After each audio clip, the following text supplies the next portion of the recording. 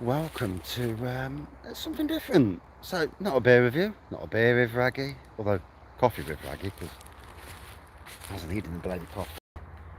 So this quite decent sized area is the secret garden area at Kelham. Well, it will be. When I first came here, the brambles were the same height as this rhododendron in front of me. And yeah, they took some knocking back, I tell you. Didn't even know there was a pond over there. So, the rhododendron, possibly, and the trees, obviously, because I'm not taking trees down, are the only things that are staying. Obviously, I've got a bit of a burn pile here. I will be doing burns, selected burns all the way round, because the brambles and nettles, best way, pull so much of it up, but burn the rest off. It's all been weed killed several times. Then it's been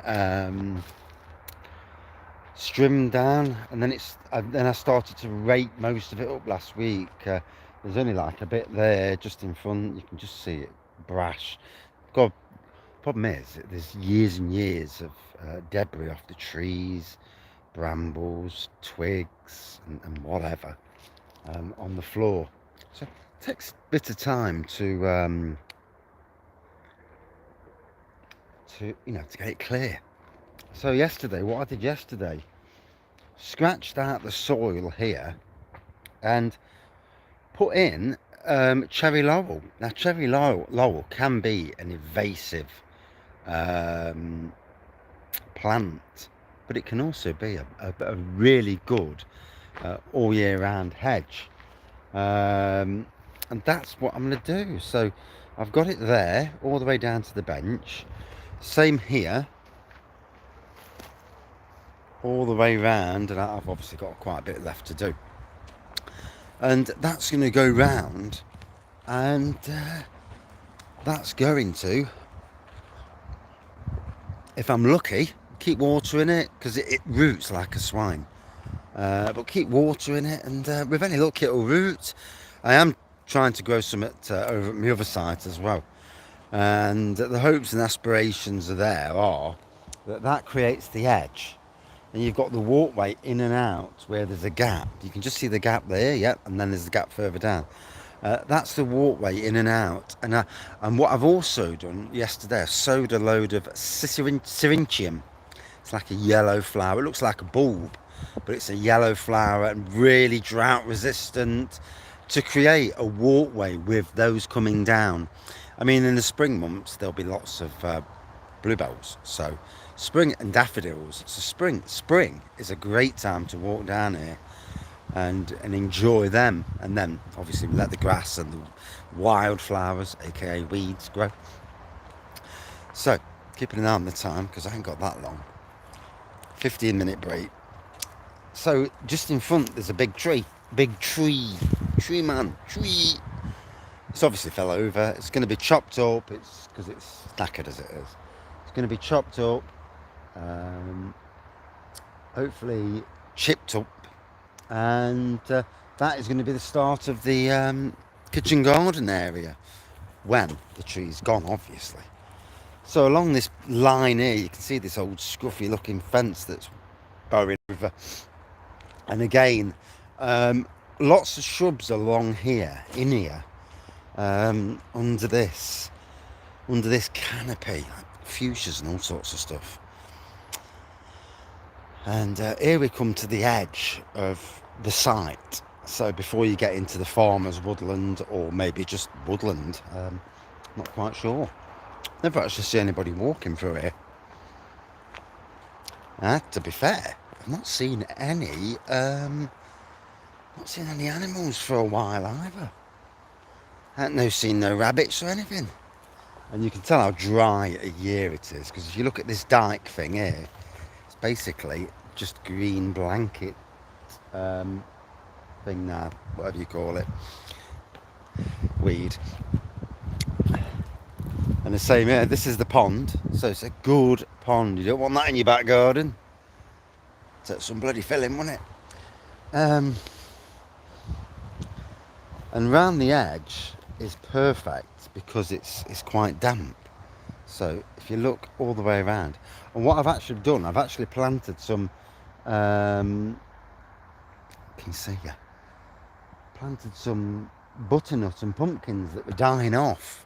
They're in there. They haven't, oh God, my arm. They haven't started to burst yet, but I'm hoping, hopes and aspirations are they burst and then they'll go for it because they've got unlimited water and ultra rich water and soil. So they should absolutely thrive. But what my plan is for this pond is to get it clean. Once they've done their thing, clean off around the edge all the way round. Get the crap up, rake it up, and either chuck it over into that wooded area because it doesn't really matter, does it? But yeah, get as much of the crap up out. Cut back some of these weed trees that have grown, and then put hydrangea cuttings in. Because hydrangeas love water and they'll root in water in that wet compost. So I plant them in, and by the spring, I should have the situation where I've got a load of hydrangeas growing and I've had hardly any effort, which, you know, that's king. And there's no one round. God, you can just imagine talking to a camera and someone's around thinking, what's he doing? Weirdo. And I get it a lot though, so it doesn't really matter. So it is quite the vast space.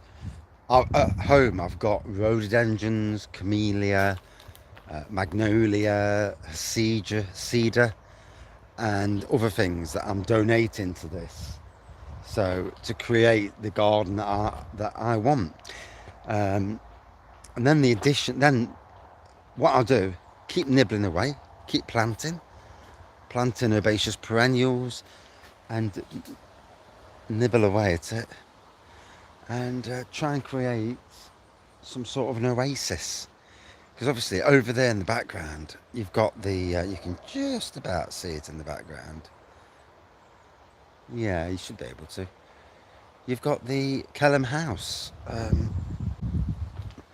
So obviously I don't really have hope to do with the inside. That's not really my boat. As you can see, quite some garden that is. Cracking project for the Wraggy. Winter's project. First things first though, I've got a lot of brambles to battle, nettles, weeds, and it's going to be a thing where a few feet at a time. You know, there's no winning it easily. And that's the garden. That's just one of the projects. Well, this is a combined winter project. Two projects next door to each other. Trees gotta come down first. Start putting in the beds, and start from the fence line coming this way. Chip the paths. Put a hedge in. Everything I'm growing, and make it you know, a full-on kitchen garden that will hopefully establish over the winter months, especially with the, I mean, one thing we've got here is leaves. So I shall be raiding the woodlands for leaves when they've come down. Start raiding it and that. But yeah, don't always drink beer. Yeah, probably a bloody good thing as well. Yeah, get myself into trouble if I do. Cheers, all.